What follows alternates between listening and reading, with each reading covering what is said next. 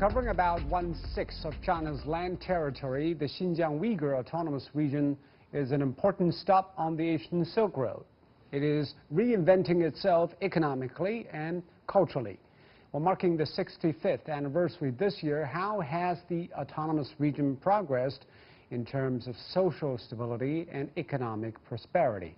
From population to religion, education to de-radicalization, what are the facts on the ground and what are the fictions there, and how will Xinjiang connect with the wider world in the future? To talk about these issues, I'm joined in the studio by Professor John Gong from the University of International Business and Economics, and by satellite by Professor Liao Fan from the Chinese Academy of Social Sciences, and Gambar Nadari, columnist at Iran's Kayhan International. That's our topic. This is Dialogue. I'm Zhou Yue.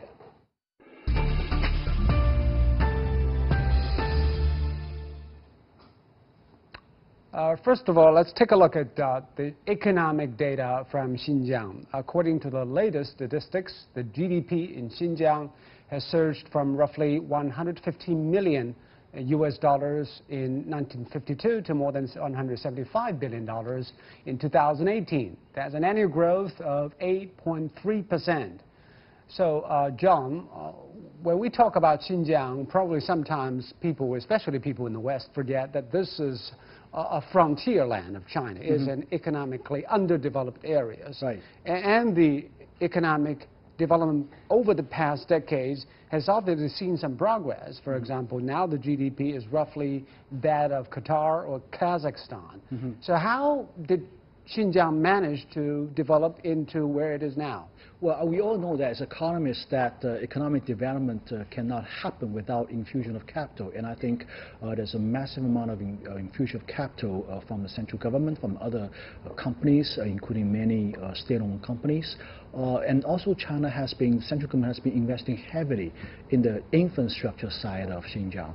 Xinjiang is famous, its economy is famous. It's famous for its cotton, for example. It's famous for its oil business, tomato agriculture, food processing. These thriving industries, in my opinion, could not have happened without capital infusion from other parts of China. And I think, and of course, this is also possible by a improvement in human capital. This is an area where historically has been quite undereducated. And I think over the years, we have set up universities there. We have seen more and more people, young people, got into college. And I think it raised the overall human capital. All these are the major ingredients of economic development. 8.3% annualized basis is actually very strong. Pretty impressive. If it is a country, well, it is a fast-developing country. Exactly. It's higher than China's overall economic performance. So this is something really a great achievement. I think it tends to be overlooked by the West when we look at Xinjiang. And also because people in the West especially point fingers at Xinjiang, whether the economic benefits have contributed to local people's well-being. Let's take a look at the employment picture in Xinjiang. According to a recent white paper between 2014 and 2019, the total number of people employed in Xinjiang rose from 11 million to 13 million. That is an increase of 17%. During the same period, the annual average per capita disposable income rose from $3,400 US dollars to $5,100 US dollars for urban residents. So there is a spike of income for the urban residents in Xinjiang. That means the economy is serving the local people's needs. Right. Well, I've been to Xinjiang a couple of times, and you look at the people's quality of life over there. I won't say they're the top layer in China, but I think people tend to have a pretty decent life. Most people have a shelter, very decent shelter. Heating in the wintertime, for example, is heavily subsidized by the government. Food is very good, very nice. I think the overall infrastructure in terms of like public transportation, telecommunications, these are all pretty decent. I think, today if you live in Xinjiang for a living, and I think that's a fairly decent life, I would say comparable to many parts of China. And let's also talk about the education figure, because also according to the same white paper, in 2019 there were 453,000 full-time students at universities and colleges. That is up by 146,000 over 2014. That means the Xinjiang people get better educated, and that probably contributed to local economic development as well. Yeah. Well, I know the situation very well, actually, because I know Chinese central government has put a lot of resources to help local universities in Xinjiang. For example, we had a regular relationship with a university in Xinjiang called University of Sehezi, and we send our faculty members to that university, try to help the university. And I myself actually participate twice, going there on a short-term basis, stay there for a couple of weeks, teach a short course, and come back. So we, as a matter of fact, I also want to mention the president of our university, University of International Business and Economics, right, President Xia. He actually was working at Beijing University. He spent many, many years in Xinjiang at a local university there. And then, a few years ago, he came back to our university to be the president. I think, these statistics all point to the fact that this is an area that is not forgotten by the Chinese central government. We spend many, many resources and capital and also send people over there trying to help develop that area. And this is something I think we should not overlook. If looking back from a counterfactual basis, if without these resources, without these inputs, without this investment from the rest part of China, Xinjiang wouldn't have been the situation right now. Mr. Liao, I also want your comments on the relationship between Xinjiang and the rest of China. Zhang Gong just mentioned that the input from other areas, probably from Han ethnic people, also help the local people become better off, become better educated, but this is often forgotten in many narratives in the West press. Yeah, I think it is very important for the Western media and for the Western people to understand that actually Xinjiang has long been part of China, and it's historically linked with the mainland, with inland China. And I mean, if you look at the history, long ago, date back to the Han or Qing dynasty, there has been exchange close exchange and close link between the Xinjiang area and its inland. And there has been a lot of economic, political, and cultural exchanges between these areas. So, and after the foundation of the People's Republic of China, the central government has at no time forget the development and the needs of the Xinjiang people, and have devoted a lot of resources, human resources, capital, as John has mentioned, and also have, devised many tailored policies to, promote the economic development, education, and other sides of Xinjiang. And I think one thing that the Western media need to bear in mind, some of the Western people, that actually Xinjiang is a huge place. It's a huge place, and it must have the back of the central government and have the support of people from all over China, that they can have a sustainable development and can have a very stable economic development and other kind of things. If without the support of the central government, without the support of people from all over China, Xinjiang cannot be what it is today. So this should not be forgotten. And the central government, the other parts of China, is not just, as some of the Western media, described, extract resources from Xinjiang. On the contrary, it has always been the support of the central government, of other places of China, of the people of all China, that have made what Xinjiang is today. This is the absolute fact that we should bear in mind. Mr. Nadari, what is your impression of Xinjiang? Because if you read a Western newspaper or watch their television, it's all about concentration camps, human rights violations, repression of ethnic Uyghur people. What is your impression? I am so happy that the Chinese government and the Chinese people have never listened to what the fake news have to say about China and what is going inside China in the West. Because if they had done that, we would have never seen a successful second largest economy in the world right now. So that's good news. I think China needs to keep going forward. What your distinguished guests failed to mention is that China is not a racist country. Chinese government doesn't sideline its communities.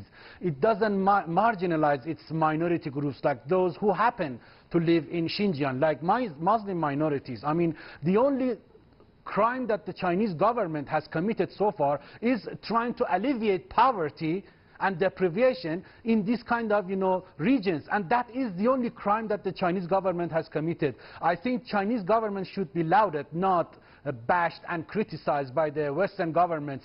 After all, we haven't seen any other country in the world that cares so much about the education of its minorities. I'm talking about Muslim countries.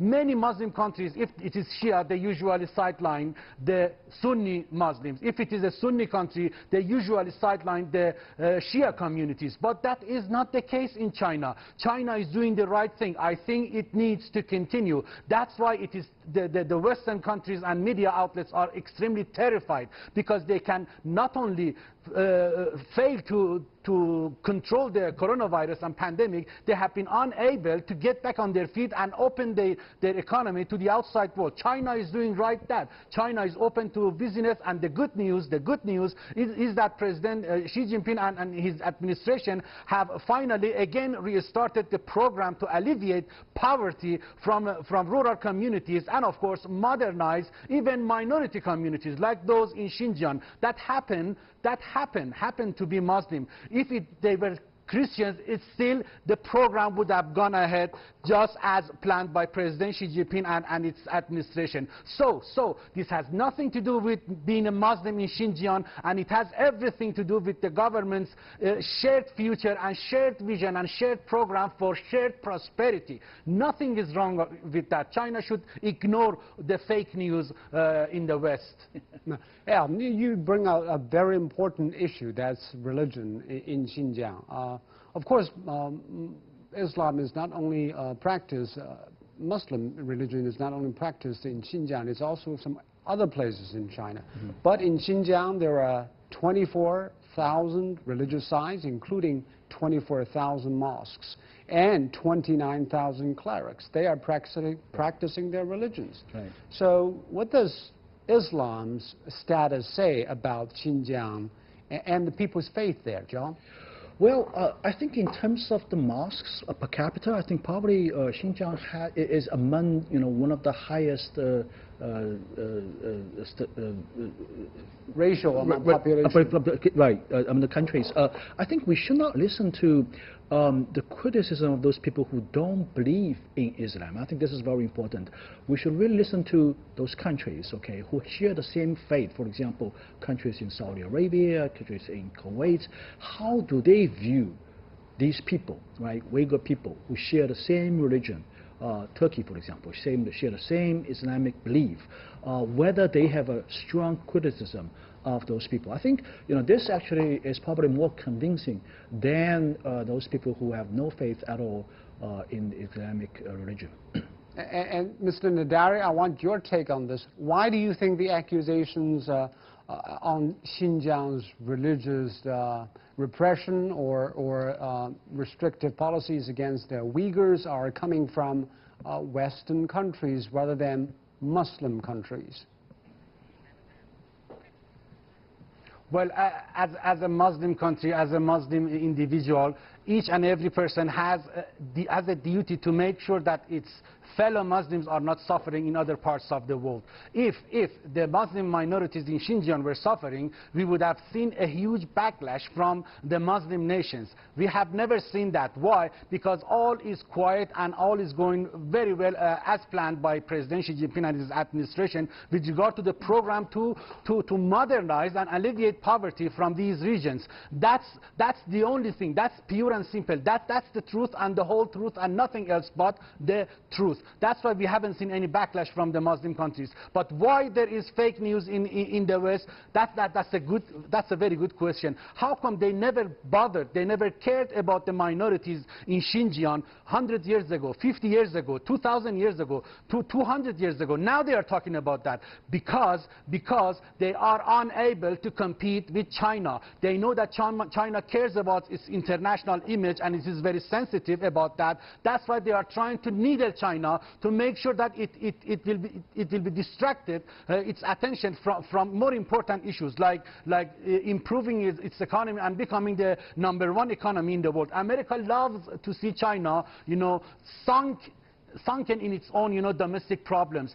China doesn't have any domestic problems, by the way. But America is trying to give the impression that, yes, this is Xinjiang, these are the Muslim minorities, and they are suffering. Let's focus our attention there and make sure that China doesn't see other things that it is supposed to do, like completing its Belt and Road Initiative, like implementing its joint ventures and infrastructure programs with the rest of the world, with its neighbors and beyond. They want to make sure that China is going to be stopped on its track by failing to see its bigger mission, which is globalization, multilateralism, and the rule of law. They want to make sure that China doesn't see the light of day when it comes to these bright ideas in the 21st century. They want to stop China's progress domestically and internationally. That's why I say China should look at ignore one of this the kind accusations that the West countries is being placing on China's Xinjiang policy.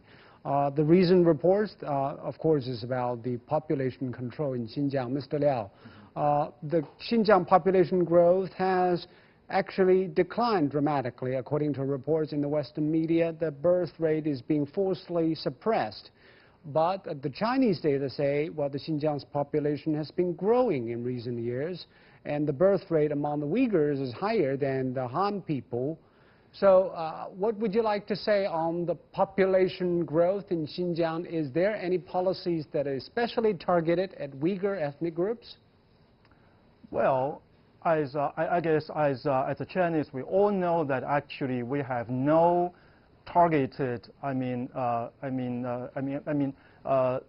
birth control more rigid towards those minority ethnic groups than towards other part of the population. On the contrary, we actually, in the past, when we have one-child policy nationwide, we allow, those minority ethnic groups to have more than one children, as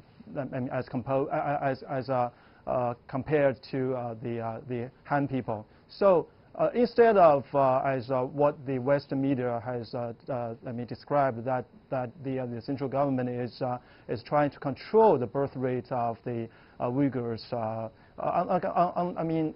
On the contrary, actually they have been secured the right to birth all the way.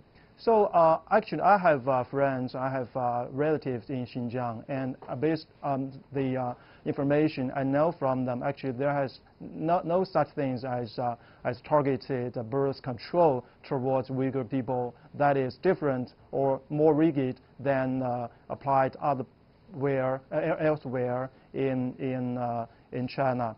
So I think this actually brings us to an interesting point that actually.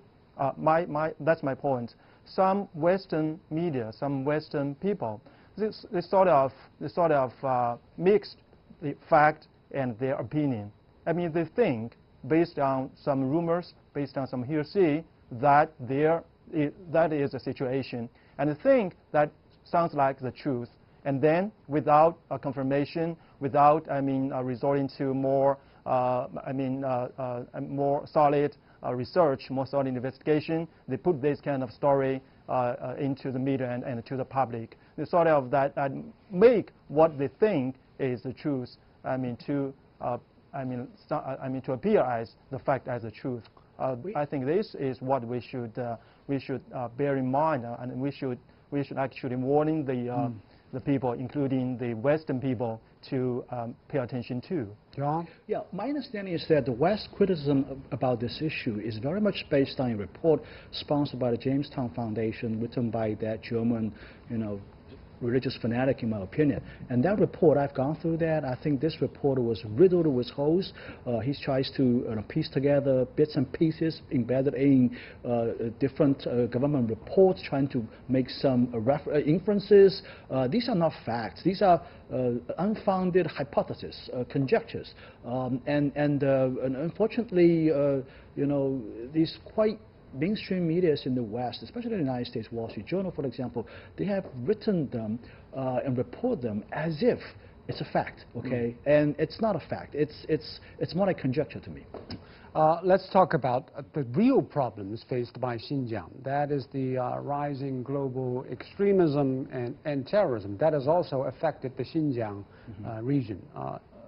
Between 1990 and 2016, however, thousands of violent attacks were carried out in the region by different forces. We call it three forces: separatism, extremism, and terrorism. Probably, especially the 2009 incident in Urumqi. Right. So, why terrorism is such a problem in Xinjiang, but not other parts of China? Well, I think it has a lot to do with the religious belief. I mean, these are mostly extreme Islamic terrorists, influence coming from the Taliban, coming from these terrorist groups, extreme groups in Afghanistan and other parts of the world. So there is this sort of like a natural connection between Xinjiang and these regions. And I know, for example, in the ISIS movement, in the Taliban movement, there are actually those people, the Uyghur people, some of them actually participate in these movements. So I think that explains why the extreme Islamist influence has been somewhat sort of active in Xinjiang in the 2009, about 8-10 years ago. And fortunately, we've been able to contain this. I think we haven't seen real violence in the last 2 or 3 years, I would say, right? So that means that the policies we'll be implementing in Xinjiang has been fairly effective, okay? And that means that Xinjiang has very much returned to peaceful life, more or less returned to normalcy. So, that means that the policy has been pretty good in terms of implementation, and that I don't think it's a real serious issue anymore moving forward. And I think in this light, the criticism that is based on a thing in the past several years ago is sort of unfounded, I think. Especially the criticism about the so-called forced labor, right? And I want to make a point about this issue. There's just a really double standards and hypocrisy. As we just discussed before the program, these camps have already been closed down, right? And there will be no new admissions to these vocational training centers. But at the same time, we know there's a big fire in California, right? Guess who are fighting this fire in California? 3,000 prison inmates from California prisons, okay? Now, speaking of forced labor, right? What is more of a forced labor? Sending somebody to work in a factory or sending them to the front line to fight a fire? So, it seems to me that the kind of hypocrisy and double standards is just unbelievable here. All right, let's talk about those vocational training centers. As you just mentioned, Shukra Sakir, that's the chairman of Xinjiang Uygur Autonomous Region, told last December at a press conference that everybody sent to the vocational education training center to counter terrorism and extremism had already graduated. So, Mr. Liao, I want to ask you this. Are these just the vocational training centers, or are there any restrictive and coercive measures practiced in those schools? Because the Western press is always pointing to those places as concentration camps. Some even say this is aiming at ethnic cleansing. What do you say to that? Well, this is a quite interesting story. Actually, this is a huge topic in Western media, the so-called concentration camp in Xinjiang. Like millions of Uyghurs have been sent there, have been detained there, and have been deprived of their freedom. But the truth is, actually, these education and training centers are institutions established according to law, and they have their specific goals, they have their specific curricula, they have their specific teaching method, and they have agreements with each one sent there. And in this agreement, they have put what the goals and method, that the purpose of this program, and they have actually a assessment method that when they have these people have completed their education there and they have passed the assessment, they will be granted a kind of graduation certificate. And actually, these kind of teaching and training centers, they are trying to teach these kind of things. First, how do you justify some of them have lost parts of their, they have to attend the schools according to a regular schedule, and also they're not allowed to go home until weekend? Well, that depends on how you understand freedom, because actually it's constitutional right of a Chinese citizen to, for example, to learn spoken and written Chinese, and it's their right to be aware of their legal rights as a citizen, and it's necessary for them to have some kind of vocational skills so that they can survive, they can make a life, they can have a better life in a society. So depends on how you define freedom. If you define freedom like freedom to be ignorant, freedom to be able to do nothing, right. Freedom of then you can say it's kind of deprived of Mr. Nadari, what do you think of this issue? It is just a problem of perspective or values or different legal and cultural backgrounds? I think we need some kind of transparency when it comes to the vocational schools in Xinjiang. Many people don't know what is going on. That's how easy it is for the Western media outlets to manipulate global mindset about the situation in China and, of course, in Xinjiang. With regard to freedom of movement, if there is a little bit slowing down of the process of learning and giving the impression to those who are attending these schools that they are not being forced to learn and educate themselves, then I think we will have much less backlash, at least in the West.